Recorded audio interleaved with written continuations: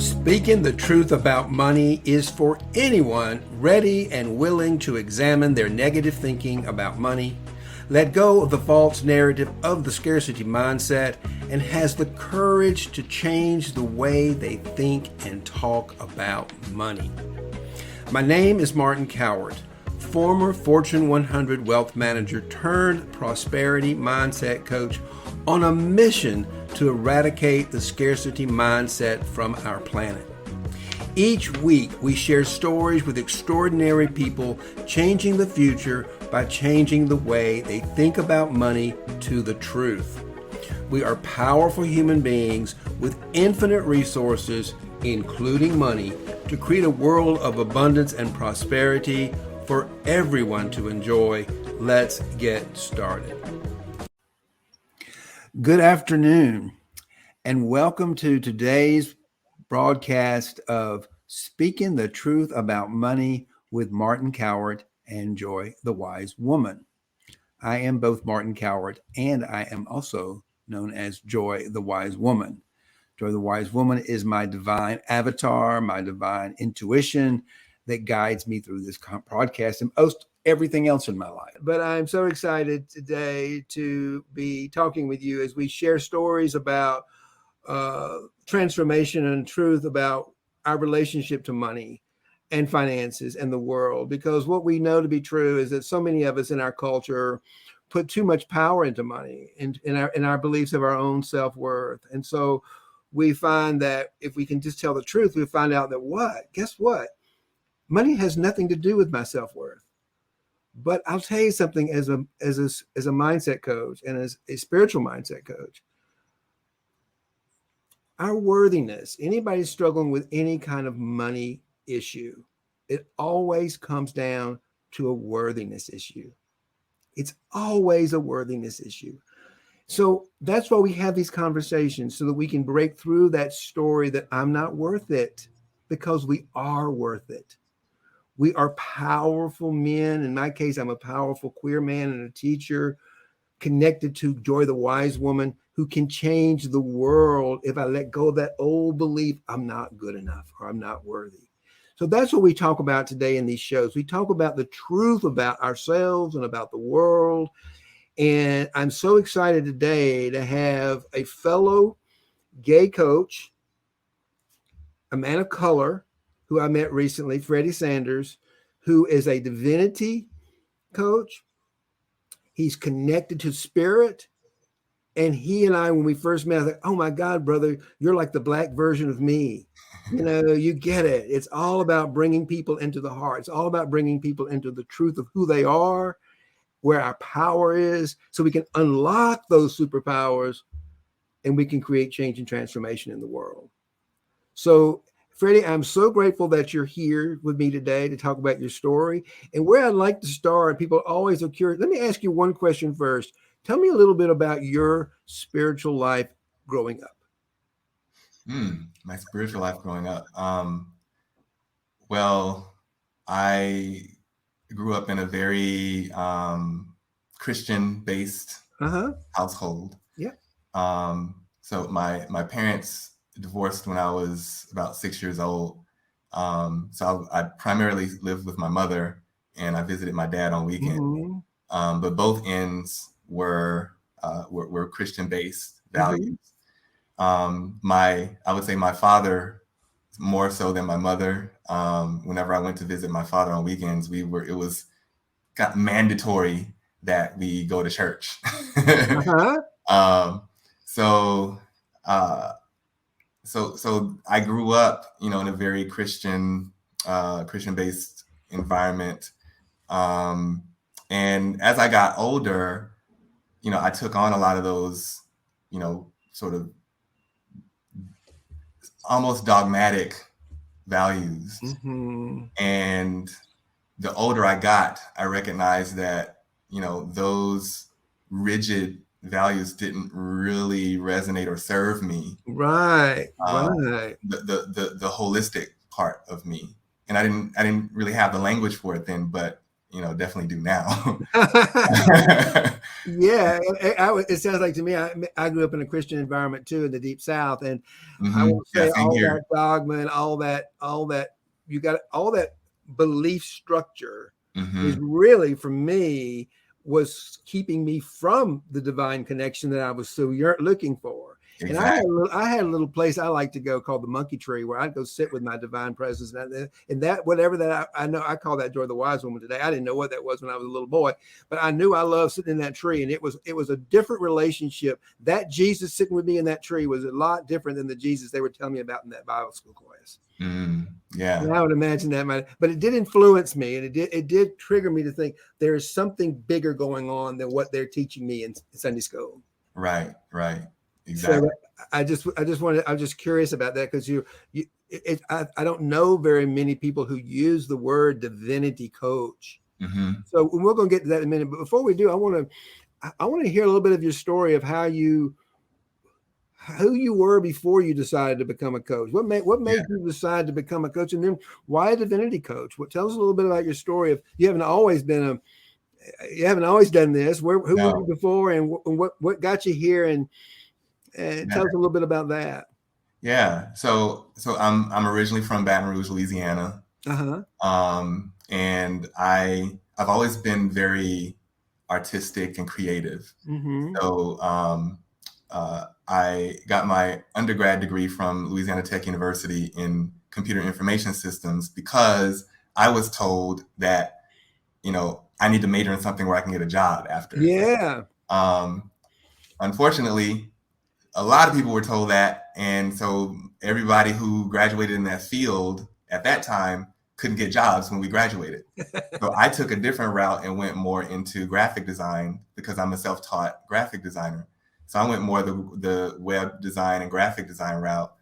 And so I was a graphic designer for 17 years. Wow. And at the height of that, I lived in New York City. I moved to New York City in 2007. And at the height of my graphic design career, I was senior graphic designer for Bank of America headquarters. So I did that for about 8.5 years. And then I got to a point where I was like, I don't want to, something about this doesn't fulfill me. It doesn't light me up. It doesn't excite me anymore. And I wanted to do something that still allowed me to be creative, but had more of a profound impact in people's lives and in the world. Right. And, I've always been on my own, sort of transformational, spiritual development, personal development journey, always looking and seeking answers and asking more questions and things of that nature. So when I began transitioning from graphic design and thinking about what I wanted to do, the universe sort of presented me with coaching as a possibility. And I was like, I think this might be it for me. Wow. So I started reaching out to people, and I have friends who were in the space. And so in 2019, I went into coaching school and began my journey.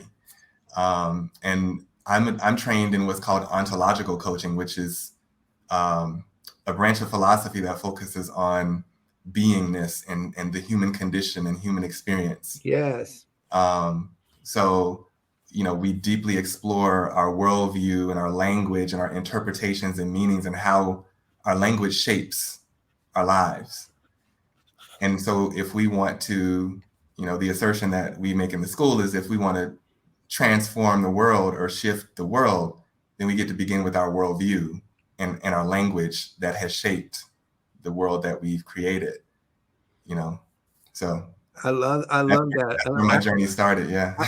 I am not a trained coach. I have had 20 years of experience in doing ego shadow work with the Mankind Project. So I would say I'm a master shadow worker of doing that, because I totally agree with you. And I love that. I love the language of ontological coaching, because I am also an ontological. I didn't know that's what I was, but I definitely teach the path of the heart, which is the path to who you're being.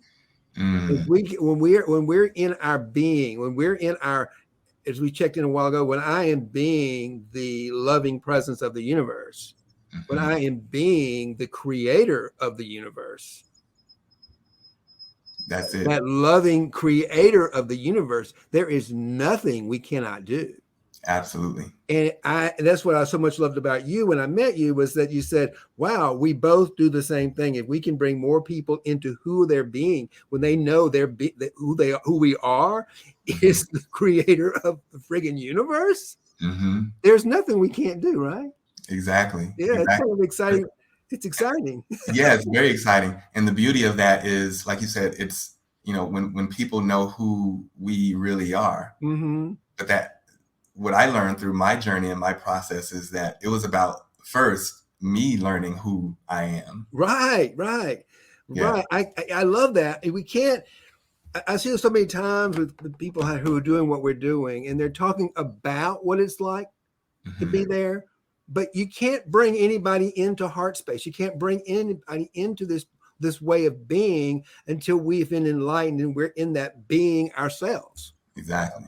And then, because we're vibrating at that energetic level of unconditional love, we're going to attract people who want to go into that world.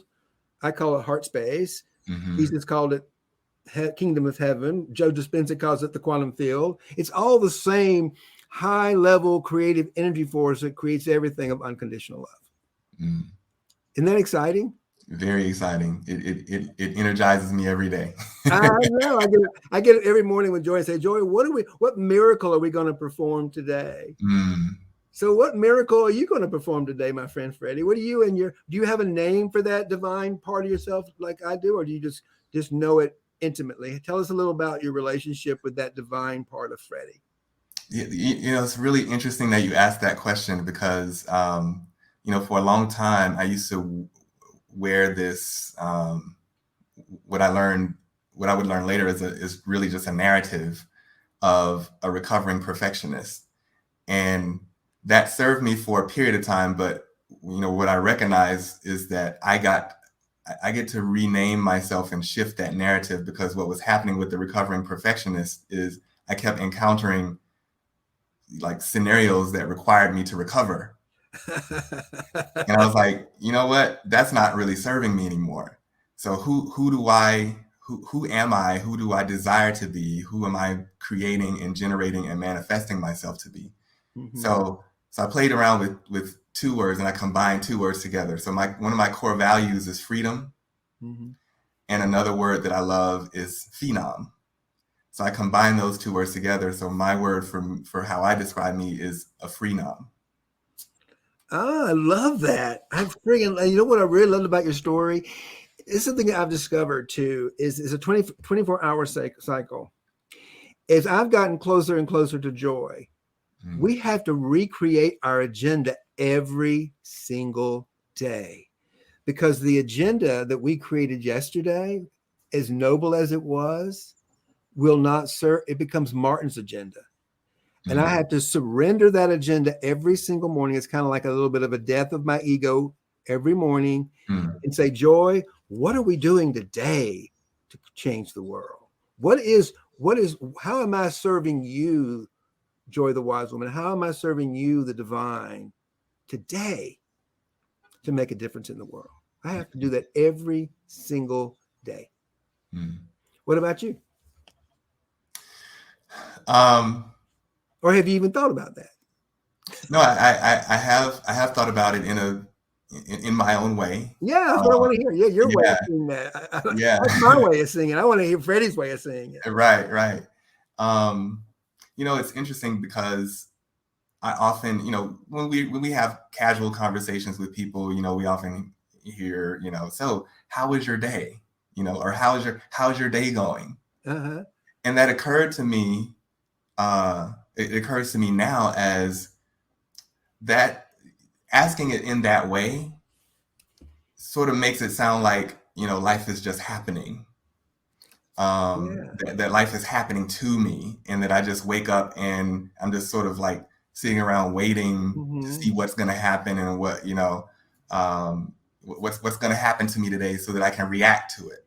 Yeah. What I started doing is waking up in the morning and saying, what do I get to create today?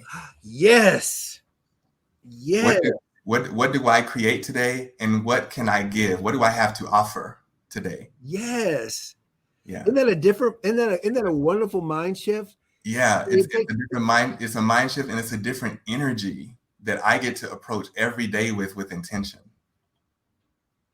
yes, It's awesome. every single day. Every single day. There's my virtual assistant and business partner right there, Abba Henry, saying hello. Abba. He's a great guy, and I hope one day you guys get to meet each other, because I think you'd really enjoy.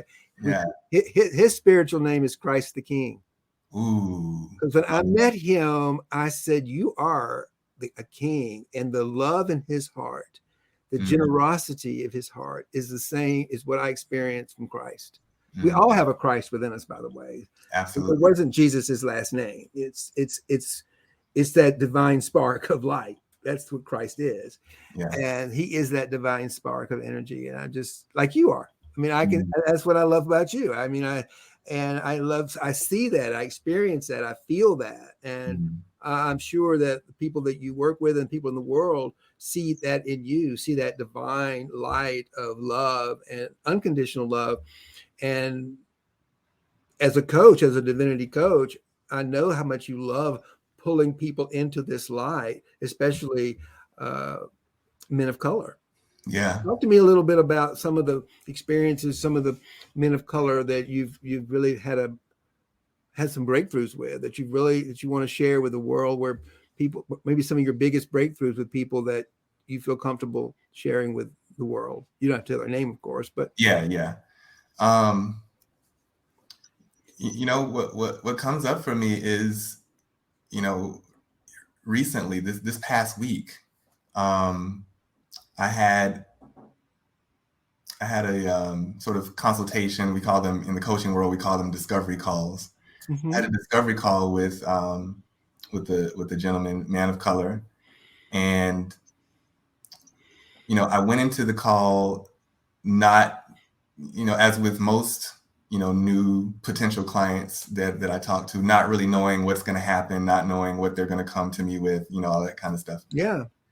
And in 45 minutes, he and I had one of the most profound, connected, heartfelt, heart-centered, vulnerable, intimate conversations that I think I've ever had with another man of color stranger. Wow, I love that, because what I'm hearing is that once you kind of got out of your head and into your heart together, something magical came alive. It was a magical conversation. That magical connection, and we just saw Ab on it. That's exactly what I got when I got to Africa and met him. It was like, here I am, the whitest looking guy in the world, and I'm meeting this young, handsome African gay man for the first time. And I'm like, we are so connected, and we just connected at the heart. And now we call ourselves agape brothers, because we just love each other so much. A love that transcends any kind of romantic or emotional. It's just this deep love that changes the world. And I totally get that. And I love that. That is exactly why people come to talk to you, right? Exactly. Into that space with you. Yeah, exactly. And, you know, one of the things that I've noticed in my work and in my studies is that there's a I would even go so far as to boldly say that it's an epidemic among men, and especially gay men, where there's a disconnect head to heart, where we feel like we don't have the permission to truly share our emotions and our feelings in an intimate way. There's an intimacy that's missing between I love that. men. And what do you think that might be, Freddie? Why do you think that gay men, and maybe even particularly gay men of color, are so afraid of being vulnerable, being open with their feelings? Well, I think it's what I'm studying in my doctoral work around what I call performative masculinity. Oh, wow. Tell me a little more about that. Yeah. a few years ago, I started hearing this term being wielded around called toxic masculinity. And I was intrigued by it and I wanted to explore it a bit more. Uh-huh. And the more conversations I had with people about it, they were like, well, maybe consider, shifting the language or reframing it, in a way that's not so, reductive. Because Right. it's not the masculinity itself that's toxic. It's the mindset. It's the toxic thinking that Right. leads to toxic behavior. Right. But it's not masculinity itself that's toxic. What it is performative. And when we explore performative masculinity, we can ask more questions like, what's the performance? Who am I performing for? Right. Why do I feel the need to perform? And so there's this, especially among Black males, there's this need for, and it's a survival mechanism. Yeah, I think that's it. I think that whole thing is, as I know you grew up in Baton Rouge and I grew up in Southwest Georgia, and I can tell you right now that, first of all, when I grew up, you and I couldn't play together. That would have been completely against the rules. Right. Because you're Black and I'm white. And then the fact that we're both gay, that would have been even further more controversy. Mm-hmm. God knows what that might lead to. And so it was just a whole toxic environment that we all took on. And I think that we all took on our fear of being vulnerable, our fear of sharing our truth and our stories, because we got beaten up and bullied as kids on the playground. I mean, I didn't know I was gay. I knew I was different. I knew I wasn't a normal boy, because the normal boys kept reminding me I wasn't a normal boy all the time. So I just spent a lot of my time in trying to be like a normal boy, to fit in. Right. And I think that now people are scared, and that's what we try to do as coaches, is reverse that mindset, that belief, and say, no, wait a minute, those powers, that excitement you feel for another man, that's where your power is. Yes. Yeah. That's where, because that's the creative power within gay men. Is in that creative spark that attracts people to each other. Yeah. And so, yeah, so that, the coaching world and the coaching industry is very, very dominated by women.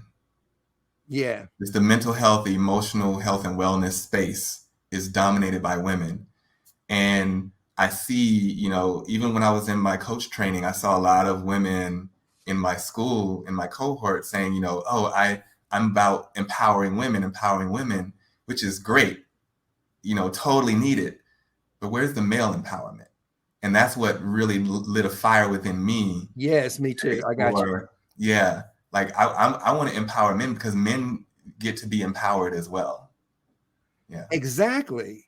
Because we gave up, like women gave up their feminine superpowers to be more like men, to make a living in the world. We gave up our gay, and I know a lot of Black people go out and try to look and pretend to be more like white men. Oh, that part. Yeah, that part.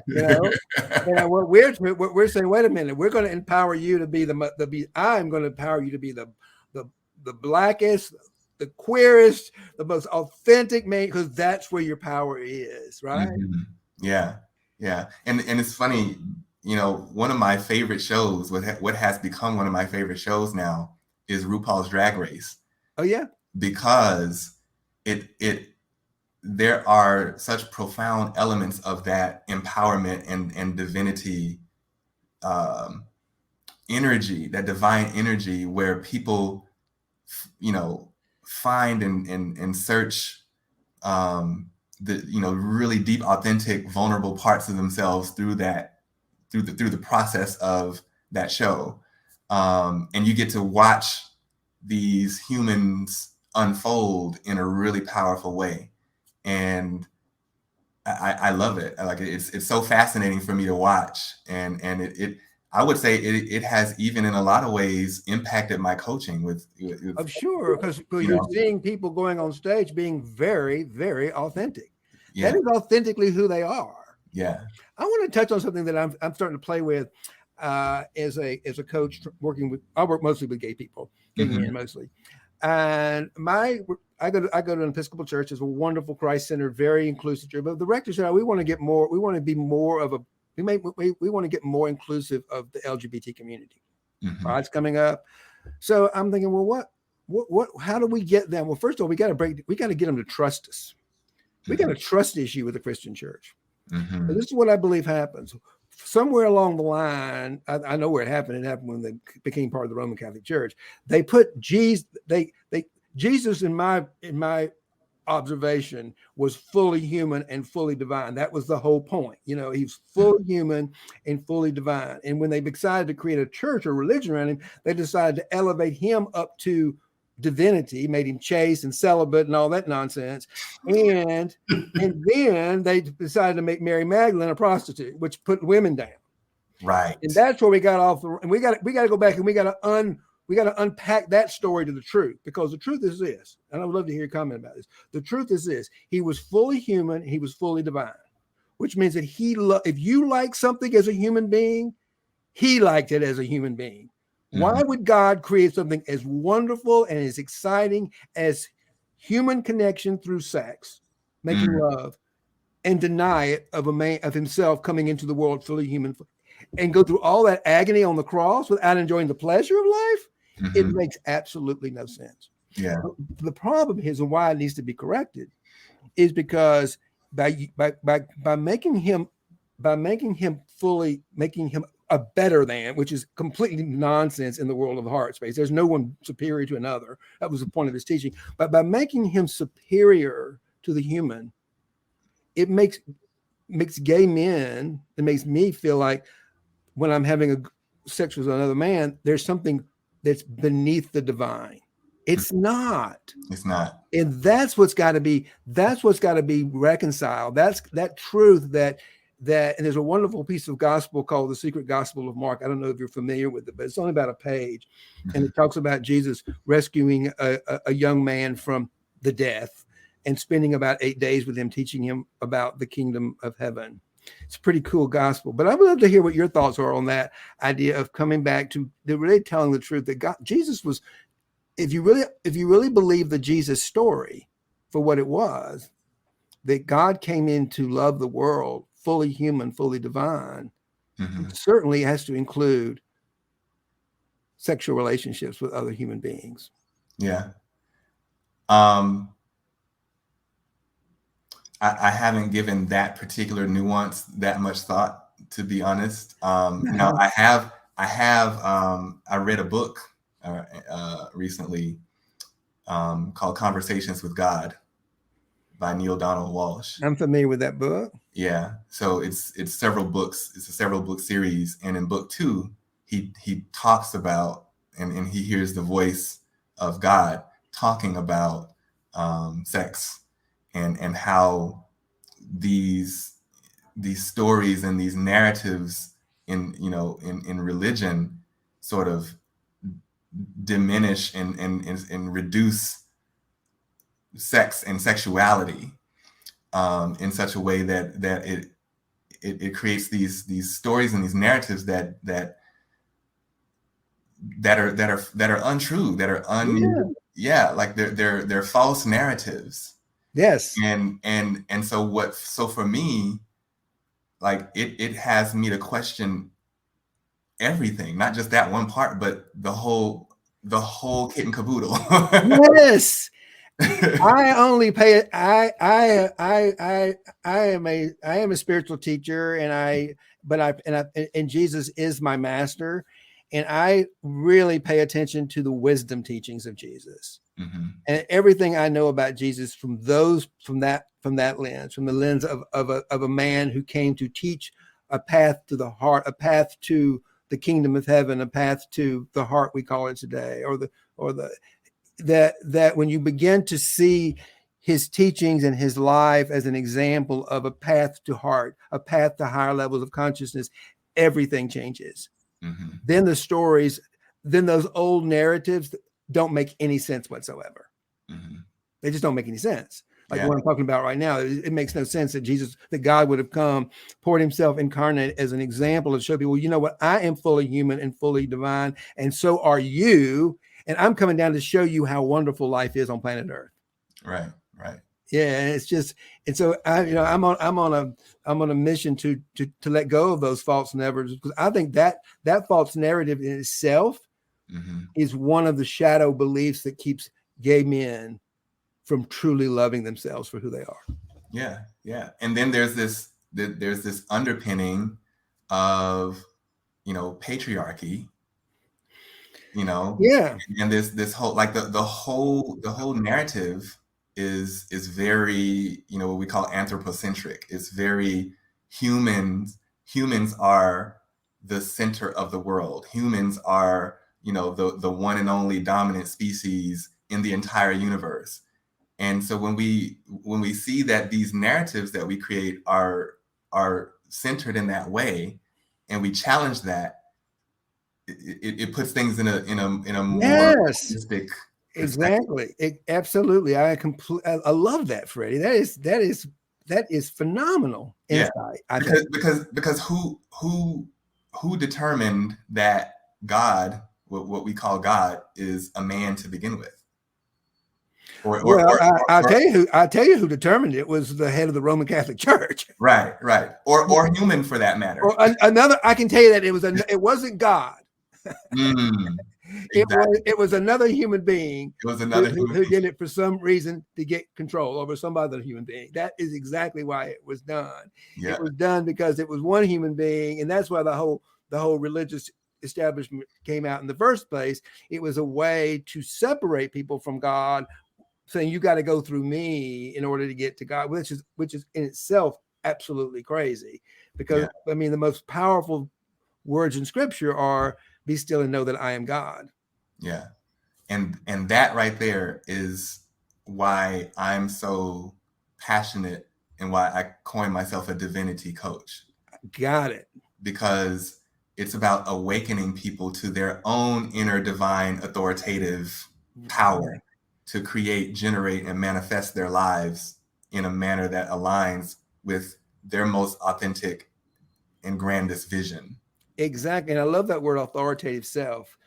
And I see we're going to go over, but I don't care. It's my show. I can go over. I'm having a great time conversation with you. So we might go a little longer than we normally do, because I love how this is, where this is going. And, we can edit what we don't want, but I love it. That voice of authority. Joy of the wise woman, when she is speaking from that voice of authority. Jesus says, speak with my authority. And when you're speaking from that divine presence within us, we are speaking. It's not asking for permission. It's not looking for a conflict. It's not looking for a fight. That voice of authority is the voice of truth and wisdom. Yeah. And when we speak from that voice, when you speak from it, anybody else in the world speaks from, we know it, we hear it. But it's never trying to convince us of anything or trying to win. It's just trying to make sure that we know how much we're loved. Yes. Absolutely. And not long ago, I took that word authority and I pondered it a bit, and I was thinking, I was like, so if I am the authority of my own life, yes, I broke the word down, then I get to author it in alignment with my why. Author it with my why, authority. Right. It's about authorship. Exactly. It's about ownership. It's about taking responsibility for your life, isn't it? It's about taking responsibility, ownership, and authorship. That life isn't happening to me; it's happening through me. Yeah, I think that in itself is the first realization of enlightenment. Yeah. When you become aware that the life force of the universe is working with you, it is in concert with you, and you can surrender to it. You can fall back into the loving arms of the universe. Yeah. And know the universe has got your back no matter what. Yes. Everything changes. Yes. It's fun, isn't it? It's so fun. It's fun doing what we do, isn't it? I love it. This doesn't feel like work to me. Like this never feels like me. It never feels like work. And Joy's like, I mean, I get up early because my business partners and they're all in Kenya. And so they're like 7 hours ahead. So my day starts at 6:30 because I very much believe that we should work together in heart space till we get more done. And so we get on the phone and Zoom together at 6:30 in the morning, my time, and work to 9 o'clock together. And we check in, and we might spend an hour just asking how we're doing. Yeah. I did that with Abba this morning. I said, well, and we just talked about how much we loved each other, how much we appreciated each other. And just imagine, then our vibrational frequency went up into that higher range of unconditional love. And then when we started working, our superpowers were on. We were creative. We got a week's worth of work done in about 2 hours today, because we were in that heart. We were in that higher vibration of creative energy that comes from the heart. And I you know what I call that energy? What? Source. Yes. It's source. It's our source energy. It's our source energy. Yeah. Oh my God, this guy, Lucky Church. Hey, Lucky Church, this guy, I've been looking for you. I'm so glad you said hello to me today. I have been looking for you, Lucky Church. Please, please, please, let's get together and talk next week. I am so glad you piped in. There's all through the universe. This guy is great. His cousin, I believe, is Frenchie, the woman who won on the music, the singer Frenchie. I think that's her name. Frenchie is her name. She won on one of the major Who's Got Talent or one of those major things. Anyway, he's a super guy, Lucky Church is, and so I haven't seen him since COVID, I don't think. And so it's so funny that he popped in here today and said hello to us. Mm-hmm. Yeah, I know. Yes, long overdue, King. Yes, sir. There's a see what I mean about you put it out there and the universe shows up with great. Frenchie is, yes, Broadway. That's who it is. Frenchie. Yeah, Frenchie Davis. Yes, Broadway and American. Thank you for helping us get this cleaned up. Oh, I've got chills. Like, you just gave me chills, Lucky. Yeah, I love this guy. I love Frenchie Davis. If he's talking about Frenchie Davis, I love her. I absolutely love her. Yeah, I do too. And he's a super guy. So I'm just so glad he piped in. It just made my day. I just tell you, that's just phenomenal. So, but I could talk to you for days, and we're gonna schedule another time just to get together and just talk and raise each other's vibration a little bit, because that's fun. You know, I think that would be fun, just to get together and just raise some vibration together, because we have certainly done that. I know I'm vibrating at a higher level from our conversation, and I hope the other people, you are, and other people are watching us as well, because that's the whole point, is it to constantly keep putting out those positive vibrations into the world so we can move the planet toward this higher level of consciousness. And I really believe that we are about to, the world has taken 14 billion years to get here. And people like us were a little bit of a strange phenomenon, but there's a big movement going on, brother. And it's sure fun to be a part of, because we're all just pulling more and more people into the light. Yeah. More and more people in life. So Freddie, if people want to get to know you and maybe work with you and find out more about, what's the best and the simplest way for people to get in touch with you? Yeah, the best way would be to go to my website, which is called wokenwarriors.com. Woken, WOKEN Warriors, WARRIORS.com. And all of my social media is on there. So my Instagram, and I'm on LinkedIn. My LinkedIn link is on there. You can also find me on TikTok. I'm a TikToker now. Me too. I love TikTok. Yeah. So full of positive energy. I am a big lover of TikTok. Yeah. Oh my God. I love TikTok. I resisted it for a while, but once I got into it, I was like, okay, I could get with this. Because I felt like I didn't want to get on there and feel like I had to, perform and do dances. I wanted to be authentic to who I was. Right. And so when I allowed myself and gave myself permission to put out the kind of content that felt right for me, I was like, okay, yeah, I can get with this. It's exactly what I feel, Freddie. But I was a little hesitant, because I don't want to go there and act silly. I don't want to get people's attention. Yeah. I want to be Martin. But this is the thing. First of all, when I was a little boy, I wasn't a normal boy. My favorite thing to do was to turn on Diana Ross and the Supremes and act like I was stopping in the name of love. Yeah. And I certainly could not go on the playground as a little boy. I'd be beaten to a pulp. But the thing I like about TikTok, and I haven't done that yet on TikTok yet, I might one of these days. But the thing I like about TikTok is it's so positive. It's so, the more authentic you are, the more real you are in those short videos. You don't have time to get too crazy. Then the more powerful you are and the more positive vibe that particular channel is putting out in the universe. Mm-hmm. And I get to go on that playground and be Martin. I get to be that crazy little queer boy that was a little different than everybody else and just be me. Yeah. And that's fun, isn't it? It's so fun. I love it. I love it. You said that. So they can find you at, give us that website again so we can find it. Yeah. So it's wokenwarriors.com. Mm-hmm. My website. You can find me on LinkedIn, Freddie Sanders. I go by, I'm learning to embrace my government name, which is Frederick Sanders. So you can find me, but I put Freddie in parentheses because that's what most of my colleagues call me. But yeah, Instagram, woken_warriors is my Instagram. On TikTok, it's just Woken Warriors, all together. That's where you can find me. Well, I highly recommend you go out and find Freddie Sanders, because I'm so glad I found him. And I'm so glad he came on my show today, because he's, if you can see, he is just a huge breath of love and fresh air and inspiration to the world. And we need more and more Freddie Sanders out there to help inspire and move this world into a higher level of consciousness, into a new earth. And I love this. Here, let's put this out here. There we go. At Woken Warrior. Look at this guy, Lucky Church. Isn't he a sweetheart? Thank you, Lucky Church. And he is one sweet man. Tell Frenchie I said hi. He's a straight guy. He's a straight black man with a lovely wife, and he's just a sweet guy. And he's a big ally.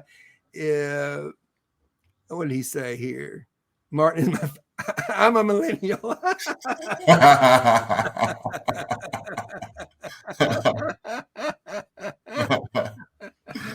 Oh, I love when people engage with us. It makes it so much fun. Let me just give a little shout out for how people can find me. So you can find me. Martin Coward is what I go by a lot. I'm Martin Coward Coaching, or Martin Coward. I've got a podcast called Speaking the Truth About Money with Martin Coward, Enjoy the Wise Woman, which just gets repurposed into. But you can always just find me by looking for Martin Coward on social media. But I got a place for people that want to go.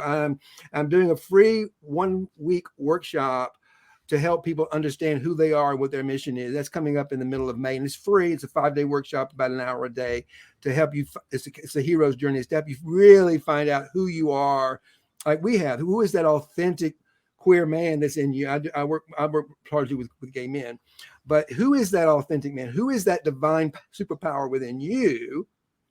And when you get that, we're going to show you how to develop that mission, how to find that North Star. And then the 3rd day, we're going to teach you how to sustain it, how to move into heart space, how to live in that space. So it's a very transformational free workshop coming up on May 16th. And if you join our Facebook group, Financial Heart Space for Gay, Transgender, and Bisexual Men, you will find us in there. You'll find all sorts of free coaching, all sorts of free help. We're there as a support community for LGBTQ entrepreneurs, business leaders, change agents. So we've got the support. I think what we said, we must have the courage to ask for support. And that's exactly what our Facebook group is about. It's about supporting each other in this movement to move the world into this higher level of consciousness. It's so beautiful and so lovely. And Freddie and I both want you to come join us. That's the whole point of this. We want you to come join us in this heart space. Yes. So let me see. He's got one more thing to say. Yes.